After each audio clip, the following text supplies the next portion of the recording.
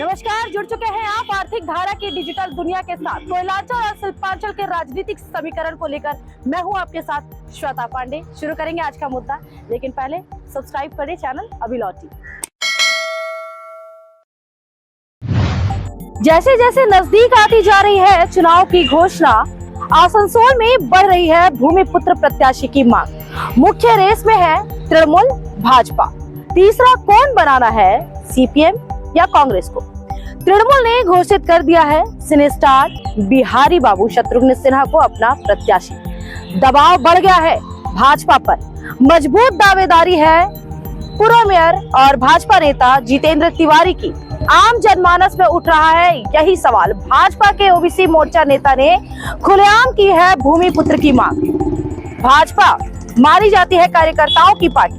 पश्चिम बंगाल से उसे काफी उम्मीदें भी हैं। तो क्या भाजपा बनाएगी भूमिपुत्र जितेंद्र तिवारी को प्रत्याशी या इंपोर्ट करेगी बाहरी प्रत्याशी? सवाल उठ रहे हैं राजनीतिक गलियारों में। तो क्या ये ना खगाड़ा जाए परत दर परत? आसनसोल संसदीय क्षेत्र की पहचान है मिनी भारत, यानी सिटी ऑफ ब्रदरहुड। औद्योगिक के साथ साथ ग्रामीण भी। कोयलांचल है तो हजारों इस्पात और सहयोगी कारखाने भी। व्यवसाय हैं तो शिक्षण संस्थान भी। कोयला माफिया भी हैं तो हजारों उद्योगपति भी। कोलकाता के बाद राज्य का दूसरा सबसे बड़ा शहर है आसनसोल, झारखंड का सीमावर्ती। वर्ष 2019 में कुल मतदाता थे 16,14,917। मतदान फीसदी था 76.6%, सामान्य से कहीं अधिक। वर्ष 2011 की जनगणना के अनुसार साक्षरता दर है 67.99%। अनुसूचित जाति की आबादी 3,61,741 यानी 22.4%। आदिवासियों की आबादी 98,510 यानी 6.1%। मुसलमानों की आबादी 2,52,498 यानी 15.6%। बौद्ध 0.02%। ईसाई 0.27%। जैन 0.02%। सिख 0.22%। ग्रामीण मतदाता हैं 3,13,294 यानी 19.4%। शहरी मतदाता हैं 13,01,623 यानी 80.6%। स्थिति पूरी तरह से स्पष्ट है। संसदीय क्षेत्र के लिए प्रत्याशी का चयन है काफी चुनौतीपूर्ण। समझना होता है उद्योगों, कोयला खदानों की स्थिति को। लाखों लाख लोग काम करते हैं इनमें। उनके अधिकारों, उद्योगों के विकास से जुड़ना होता है अनिवार्य। ग्रामीण इलाकों में है बुनियादी समस्याएं, शिक्षा, स्वास्थ्य, विकास होती है मुख्य चुनौतियां। आसनसोल, रानीगंज, कुल्टी, जामुड़िया, बराकर शहरों की है अपनी समस्याएं। रानीगंज और बराकर हैं ऐतिहासिक मंडियां। पुराने उद्योगों के आधुनिकीकरण के साथ साथ नया निवेश भी जरूरी होता है।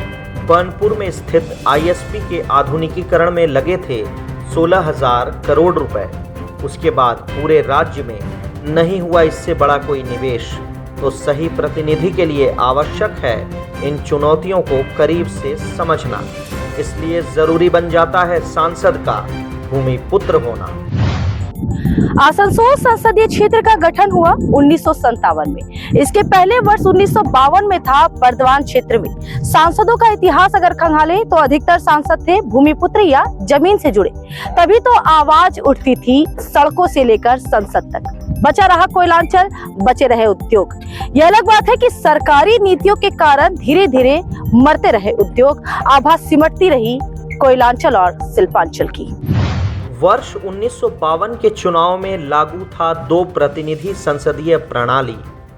बर्दवान से चुने गए 2 प्रतिनिधि, दोनों थे कांग्रेस के ही। सामान्य कोटे से अतुल्य घोष, एससी कोटे से डॉक्टर मनमोहन दास। अतुल्य घोष का कार्यक्षेत्र था बर्धमान, तो मनमोहन दास थे स्थानीय। वर्ष 1957 में बना आसनसोल क्षेत्र जमीन से जुड़े लोगों के कारण फिर जीते अतुल्य व मनमोहन। 1962 में शुरू हुआ एकल प्रतिनिधि चुनाव, अतुल्य फिर चुने गए सांसद। 1967 में संयुक्त सोशलिस्ट पार्टी से देवेंद्र सेन बने थे सांसद। वर्ष 1956 में आसनसोल में किया था ऐतिहासिक श्रमिक आंदोलन। 27 दिनों तक चली थी 56,000 श्रमिकों की हड़ताल। महकमा शासक कार्यालय पर किया गया था प्रदर्शन। फायरिंग में मारे गए थे कई श्रमिक। नहीं हुआ उससे बड़ा आंदोलन आज तक। साल 1971 और साल 1977 में सांसद चुने गए सीपीएम के रोबिन सेन। श्रमिक आंदोलन रहा था उनकी पहचान। 1980 में हुआ मध्यावधि चुनाव। अंडाल दुर्गापुर के विधायक रहे आनंद गोपाल मुखर्जी बने सांसद। स्थानीय ट्रेड यूनियन जमीन से जुड़े हुए थे। 1984 की सहानुभूति लहर में फिर पहुंचे लोकसभा, लेकिन 1979 में सीपीएम के हरादन राय ने दर्ज की थी जीत। कोयलांचल शिल्पांचल का हर व्यक्ति अवगत है उनकी जमीनी पकड़ ट्रेड यूनियन की समझ से। रानीगंज के थे स्थानीय निवासी। 1991 और 1996 में भी किया था प्रतिनिधित्व। सीपीएम ने 1998 में बदला प्रतिनिधि। जामुड़िया से लगातार विधायक रहे विकास चौधरी। चुनाव जीत पहुंचे लोकसभा। 1999, 2004 में भी दर्ज की उन्होंने जीत। 2005 में हो गया उनका असामयिक निधन। उपचुनाव लड़ा सीपीएम के रानीगंज विधायक वंश गोपाल चौधरी ने। स्थानीय ट्रेड यूनियन से वे भी जुड़े थे। संसद पहुंचे वंश गोपाल। वर्ष 2009 में किए गए रिपीट, लेकिन वर्ष 2014 में बदल गई परंपरा। कोलकाता से आए सेलिब्रिटी बाबुल सुप्रियो भाजपा प्रार्थी के रूप में लहराया परचम। केंद्र में बनाए गए मंत्री, लेकिन न तो आसनसोल की जमीन से जुड़े न ट्रेड यूनियन से। विभागीय मंत्री रहते हुए भी बचा न पाए HCL को। वर्ष 2019 में हुए रिपीट। वर्ष 2021 में हटाए गए मंत्री पद से। लोकसभा से दे दिया इस्तीफा। शिफ्ट हो गए कोलकाता। उपचुनाव जीता है तृणमूल के शत्रुघ्न सिन्हा ने। खुद स्वीकार किया है 2 दिन पहले, प्रार्थी बनने से पहले एक दिन भी नहीं आए थे आसनसोल। 2 वर्षों के दौरान एक भी प्रश्न नहीं पूछा लोकसभा में। आसनसोल कोयलांचल शिल्पांचल का अस्तित्व है खतरे में। बंद हो रही है कोलियरियां, कारखानों के गेटों पर लटक रहे हैं ताले और व्यवसाय ले रही हैं अंतिम सांसें। तमाम तामझाम के बाद भी नहीं आ रहा है निवेश।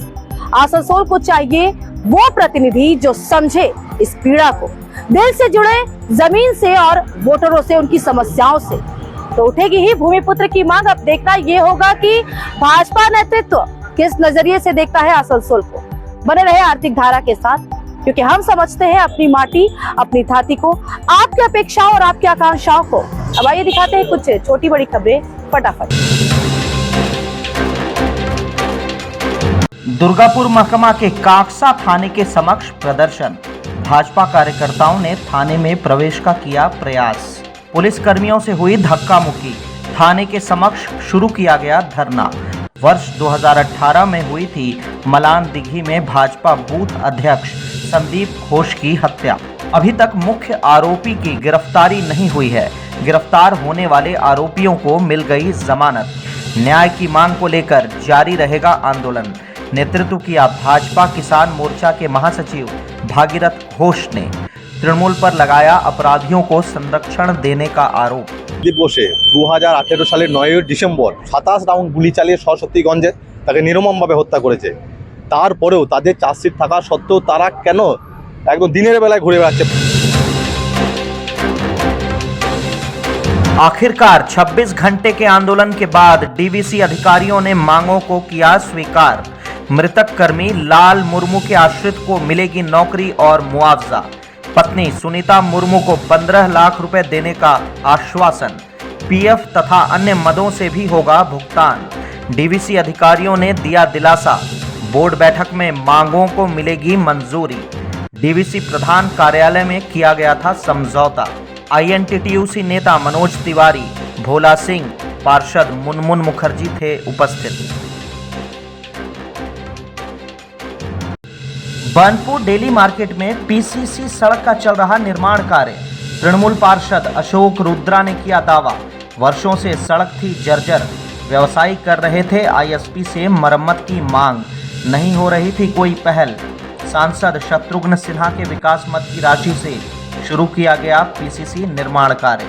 इसके बाद मिनी मार्केट में बनेगी पीसीसी सड़क। नगर निगम के स्तर से बाजार तक की सड़क का होगा पक्कीकरण। সমিতির লোকেরা ইসকোর কাছে দরবার করেছিলেন, কিন্তু দুঃখের বিষয় ইসকো সেইভাবে এটা কোনো স্টেপ নেয়নি। আমাদের যিনি সাংসদ শ্রী শত্রুঘ্ন সিনহাজি, তার এমপি ল্যাডের আর্থিক সহায়তায় আমরা এই ঢালাইয়ের রাস্তাটা করছি।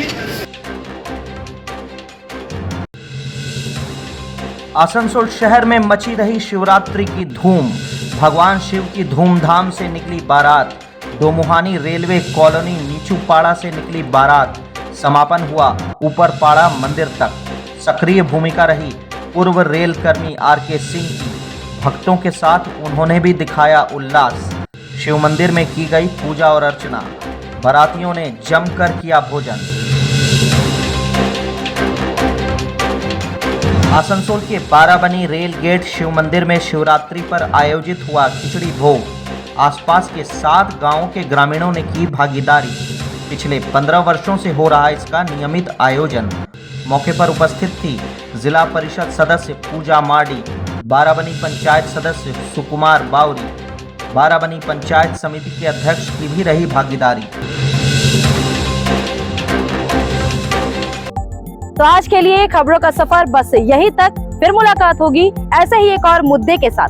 तब तक के लिए स्वस्थ रहे, अपना ध्यान रखें और जुड़े आर्थिक धारा के साथ। इसके लिए अगर आपने अब तक हमारा चैनल सब्सक्राइब नहीं किया है तो अनुरोध है कि चैनल सब्सक्राइब कर लें, और वीडियोस पसंद आती है तो वीडियोस को लाइक करें, ज्यादा से ज्यादा लोगों तक शेयर करें, ताकि आपके आसपास के लोग भी इस तरह के वीडियो से, इस तरह के मुद्दों से अपडेट हो सके।